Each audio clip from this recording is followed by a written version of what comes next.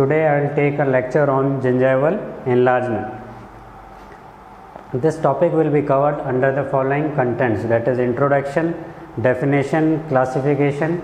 Under classification we will cover inflammatory enlargement, drug induced enlargement, enlargement due to systemic diseases and conditions, and neoplastic enlargement, false enlargement, and various treatment modalities.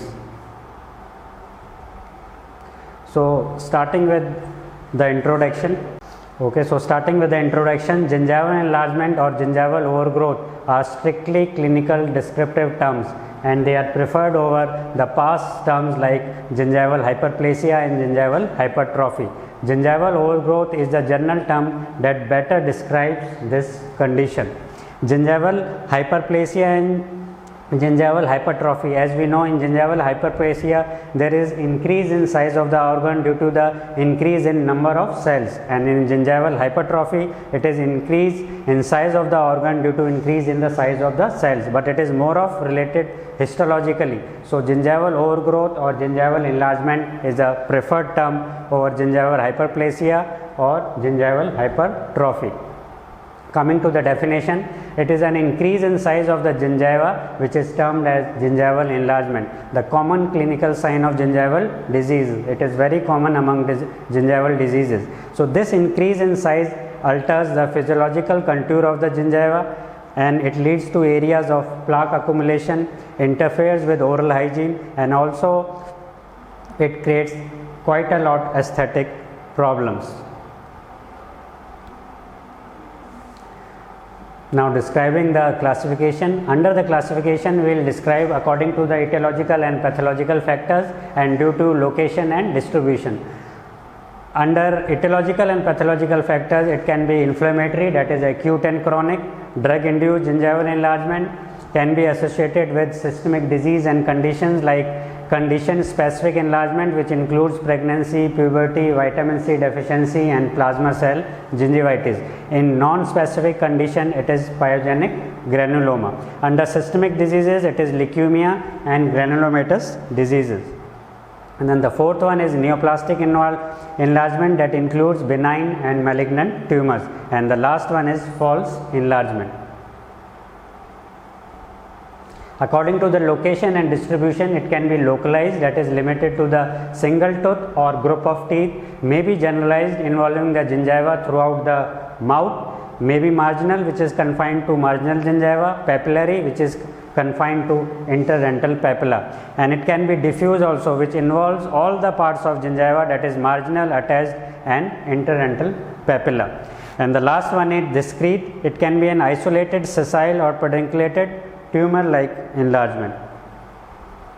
According to Angelopoulos and Gauge, they have graded these enlargements. So these can be grade 0, that is there is no sign of gingival enlargement. Grade 1, it is confined to interdental papilla. Grade 2, it involves both papilla and gingival margin.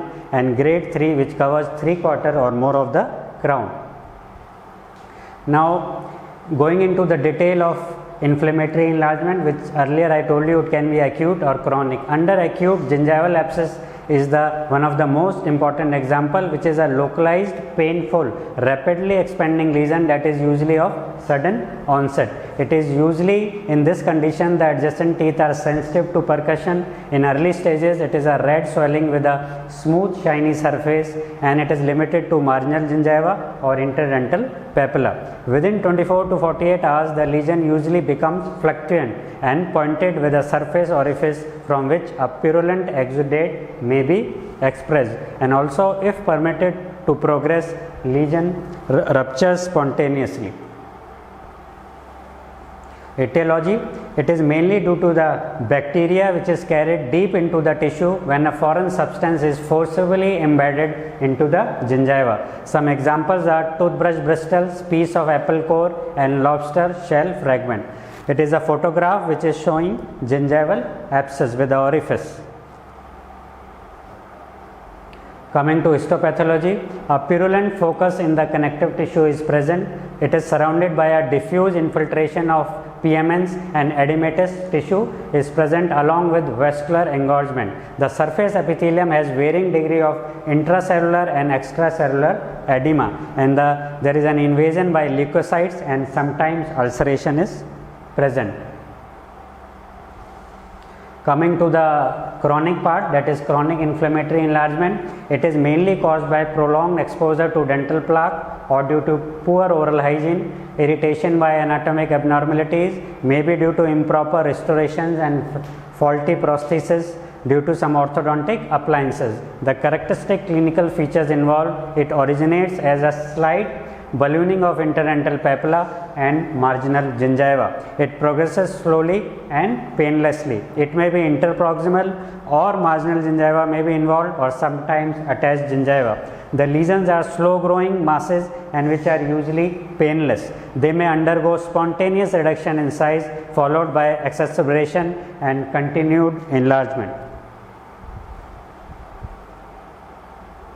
Lesions that are clinically deep red or bluish red are soft and friable with a smooth shiny surface and they bleed easily. But the lesions that are relatively firm, resilient and have a pink in color, which have a greater fibrotic component with an abundance of fibroblasts and collagen fibers.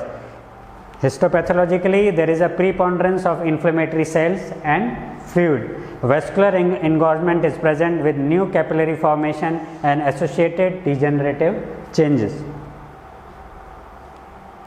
Coming to the clinical features, initially the growth is painless, bead-like enlargement of interdental papilla and extends to facial and lingual gingival margins.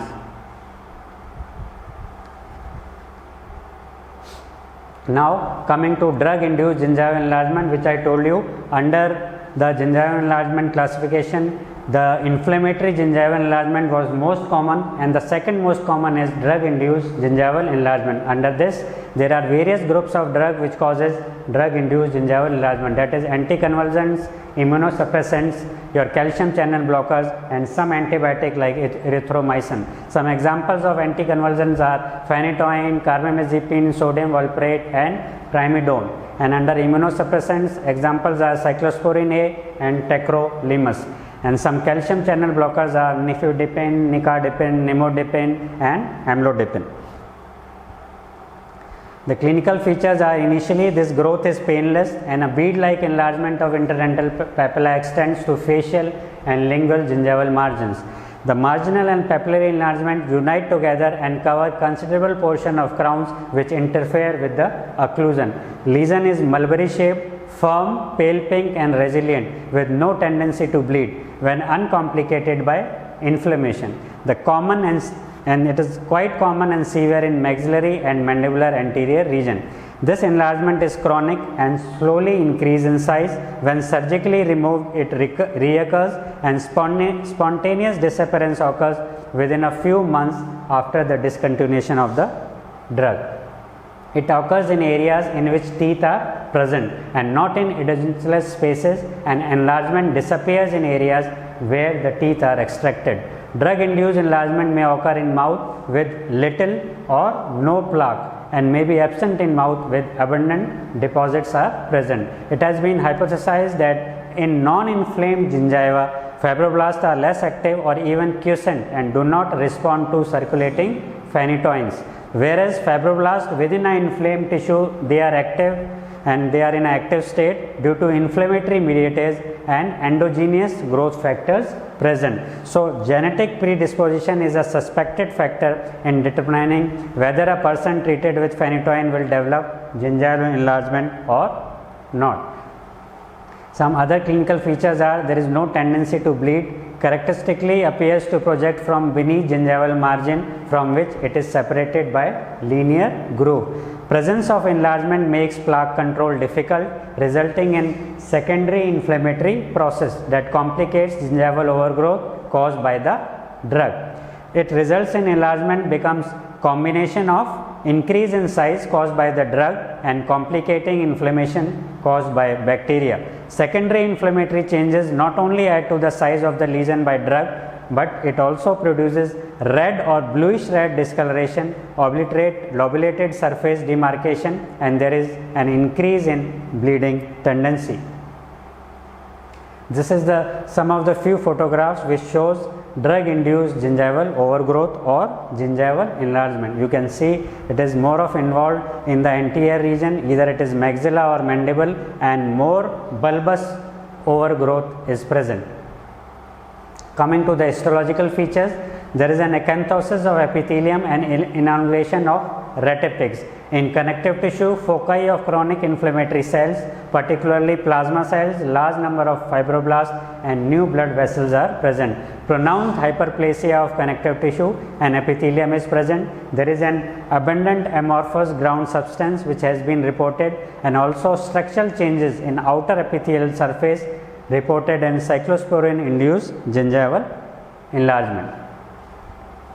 The treatment aspect, whenever overgrowth is already present, the substitution of the drug is required and the consent of the physician is must. Also, the rigid oral hygiene practice is required, and along with, after we have done with the phase 1 therapy, that is scaling and root planing, if still the overgrowth persists, then this hyperplastic overgrowth tissue is removed by either a surgical procedure called gingivectomy or undisplaced flap. Coming in detail to anticonvulsants, we all know that the first drug-induced enlargement was reported by phenytoin, that is dilantin. Dilantin used for treatment of all forms of epilepsy except petit mal. This gingival enlargement occurs in 50% of patients receiving the drug, and more often this is present in younger patients. Its occurrence and severity are not related to the dosage. Tissue culture experiments indicate that phenytoin stimulates proliferation of fibroblast-like cells and epithelium. There are two analogues which are present for phenytoin which have similar effect on fibroblast-like cells. These fibroblasts from phenytoin-induced gingival overgrowth show increased synthesis of sulfated glycosaminoglycans. It may induce decrease in collagen degradation as a result of production of inactive fibroblastic collagenase. It has been hypothesized that gingival enlargement may result from genetically determined ability or inability of a host to deal effectively with prolonged administration of phenytoin. Pathogenesis of gingival enlargement not known, but some evidence link it to the direct effect of specific genetically predetermined subpopulation of fibroblasts or inactivation of collagenase and plaque-induced inflammation. Then immunosuppressants, cyclosporin is one of the example under immunosuppressant, which is a potent immunosuppressant to prevent organ transplant rejection and to treat diseases of autoimmune origin. It selectively and reversibly inhibits helper T cells which play a role in cellular and humoral immune response. Cyclosporin A administered intravenously or by oral intake at the dosage greater than 500 mg per day have been reported to induce gingival overgrowth. Cyclosporin induced overgrowth is more vascular than phenytoin, and it affects children more and induces gingival enlargement in 30% of cases. Gingival enlargement greater in patients who are medicated with both cyclosporin and calcium channel blockers. Microscopic finding of many plasma cells plus presence of abundant amorphous extracellular substance has suggested that enlargement is hypersensitivity response. In addition to gingival enlargement, it induces other major side effects such as nephrotoxicity, hypertension, and hypertrichosis. Tacrolimus is one of the substitute or another drug which is less nephrotoxic, and it results in less severe hypertension, hypertrichosis, and gingival overgrowth.